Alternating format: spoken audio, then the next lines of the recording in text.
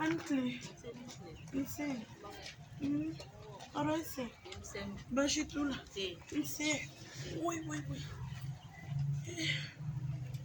Une femme. Voilà, on kera be bâche. Bâche. Et bolo bida goro bidema. Kera tugoli. Macha. Ada se ganya fawa. Ne bolo. Ni dembe di mo ma ala de be de di mo ma. Ne bolo de mo ko bolo de me ala de bolo de. Ni no ko ne ni toro le den shi so ko na bi ko du su kashi dai ne mama tai. Ni kalo ti ni. Discussion ba ambere kan bide sabande. So maraina maninga de poto la ka beta para ke o. Ne den kanto maninga mango manika ka war ni mango ni beta ka pezeli ke. Maninga be mo soro ko fo ni nyela. Ko ale mane bla kono tala ko fatanya be ale la. Depuis ne mama ne sinta kana bla maninga fe doni. O doni picha ne mama ma fo ko alhamdulillah.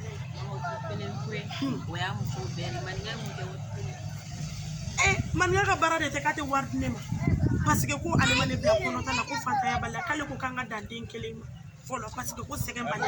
Ne bolo ala de be dendi mo ou bien nga na to la kasaba ko wallahi maninga be ko dola ni che na dora abe sunguru tigena kana sigola ere maninga be sunguru tigena la ngamba ne fere be mi fe ne bi mu ka saba lere mo kom signe fleur aban bere kan sisa muso an beske no dus ka tinila ibe mu ka saba di bi don la je ka saba di ka maninga tuwe sisa furu te choborore abe muso de bulu ne bo doro ne fie ngala di kana abe ba anga don la je dala sona ma be bampeu